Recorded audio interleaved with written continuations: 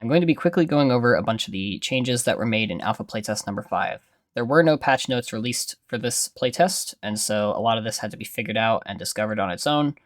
It's probably not containing everything here, because there are obviously going to be some things that we just haven't figured out yet. But for now, this is going to be an overview of what was changed, and maybe a little bit of what it means, but mostly just what was changed. I'm not scripting or editing this because I would like to get back to actually playing the playtest myself as well, and I don't want to waste, several days editing a video, because that's usually how long it takes.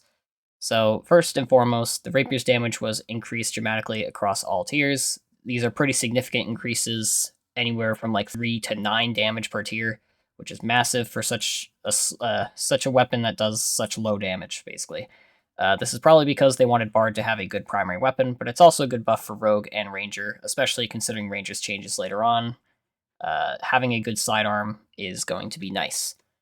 Additionally, throwing weapons slowdown has been nerfed. That was a pretty massive complaint that people had last playtest. Francisca axes went from 45% to 25%, and throwing knives went from 40% to 20%. And they used to each be 1.5 second duration, and now they're both 1 second duration.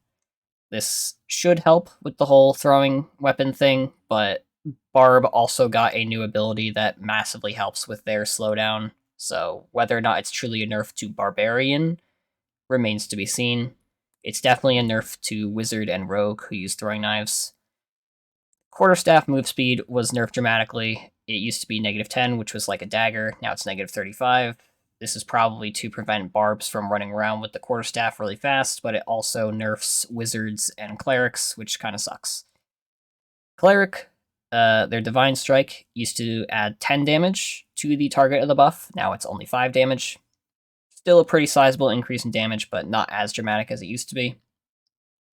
Blunt Weapon Mastery went from 5% to 10% physical power bonus, which is nice. It's probably still not as good as a lot of the other perks, but, every bit of damage helps, especially if you're building towards being a Battle Cleric. And now the bandage that they started with that only healed 8 HP is now a healing potion that heals 12 HP. Much better for the Cleric, because the Cleric has horrible action speed, and so using that bandage took forever. But now you just drink a potion, you get more HP than you used to. It's very nice. The Wizard lost... Well, the Wizard had their stats rearranged. They still have the same total number of stats as everyone else, but they lost 5 agility, 5 will, and gained 10 resourcefulness. So now they have the same agility as Fighter. They lost some of their will, which means that they lost magical power bonus as well as magic resistance. And the resourcefulness just lets them open stuff faster. So basically a nerf to Wizard again. They also nerfed Haste and Invis. Both of them have similar nerfs where their effect was decreased, but their duration was increased. So Haste went from 14% to 12% for move speed and action speed, and then the duration went from 8 seconds to 10 seconds. So they're not as extreme, but they last longer. Same with Invis, it went from 10% move speed to 5%, but the duration was increased from 3 seconds to 5 seconds. Mana Surge, magical power bonus, increased from 5% to 10%. This is nice because it kind of offsets the nerf to the will, but -5 will is -15% magical power bonus. They went from 30% to 15%. So old Mana Surge plus their 30% gave them 35% power bonus at default. But now that you only have 15%, when you equip Mana Surge, you have 25%. So either way, you're still a lot weaker than you were at base kit. So Wizard was nerfed pretty handily, both in terms of their individual performance as well as the buffs that they can give other people.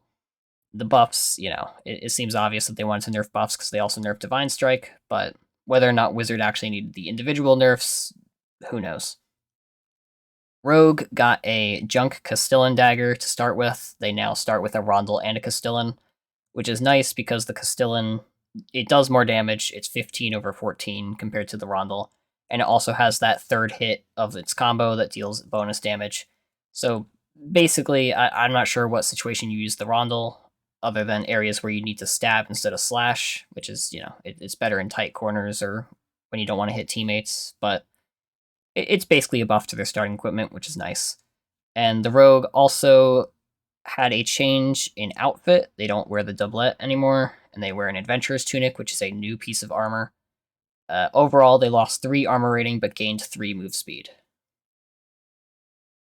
The Ranger has had a lot of reworks, mostly nerfs, like hunting traps no longer stack. I believe they've also changed in functionality, but I haven't actually seen it for myself yet. They don't have a starting campfire anymore. They do have a junk arming sword to start with, like an actual secondary weapon. They don't only start with the bow now, and that is because they now require ammo to function. The Ranger starts with a full quiver of whatever bow they have, so with the recurve bow, that's 6 arrows. And then you also have a stack of 10 arrows in your inventory that take up 3 slots. So it's like if you had a rapier, it takes those 3 slots in your inventory. The arrows take 3 slots in your inventory vertically per stack of 10. And you have to pick them back up from corpses after you kill enemies. Like anytime you shoot someone, even as a player, if you get shot by a ranger, you will magically acquire an arrow in your inventory, which is really funny, but it's really annoying because it clogs up your inventory. But yeah, the ranger now has to keep track of ammo. It makes the class a bit more, I guess you could say, strategic, but not really. It basically just puts a limit on how long the ranger can spam down choke points or, fight bosses for. Like if you wanted to fight a real boss as ranger, which ranger was the best class for most bosses, you would have to bring like 100 arrows, which is a lot of inventory space, and it really limits what you can bring otherwise or what you can loot. But considering the fact that after you kill something, you can just get all the arrows back, it doesn't really change the gameplay for Ranger at all in terms of normal PvE and even like shorter engagements with other players. It doesn't really change anything. It just makes the class more tedious. So, not as far as I've seen, it's not a popular change, but Fighter, Adrenaline Rush is no longer a one-time use. It is now on a cooldown of about 40 seconds from what I remember. I've been playing a lot of dual-wield Fighter with this ability. It's been very fun, but, it's nice that it's no longer a sit-down perk. You can now just use it and use it again in a minute, so very nice to see that. The Fighter now gains a junk bandage, so that bandage that used to be on the Cleric that healed 8 HP, the Fighter now has it, which is nice.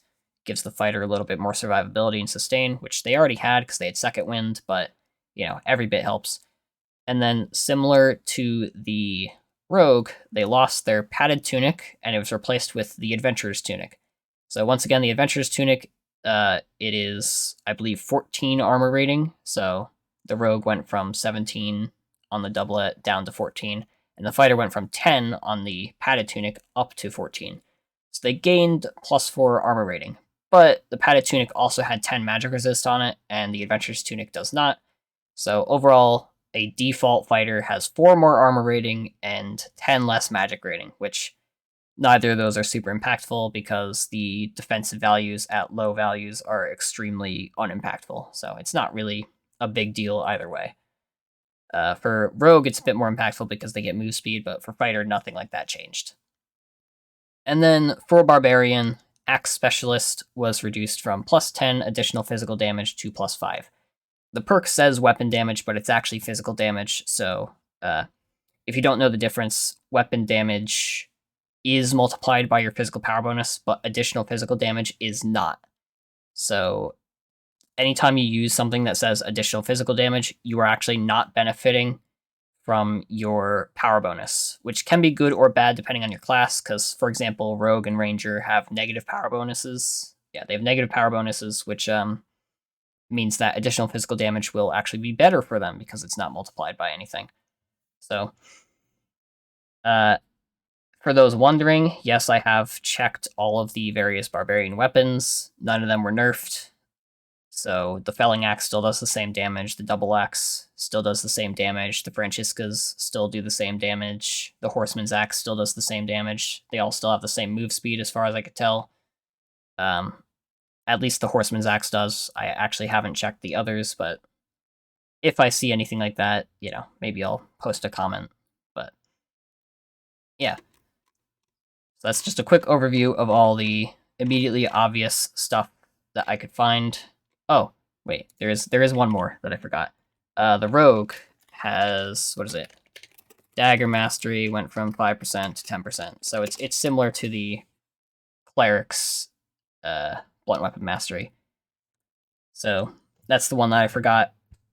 I remembered it just at the end there. Once again, similar to the Cleric, it's nice, but also you probably have better options, especially with all of the new rogue perks that are super fun and interesting. So yeah, I'm going to just upload this and get back to actually playing the playtest and having fun with that. So I'll see you whenever I think of something to analyze after the playtest. Goodbye.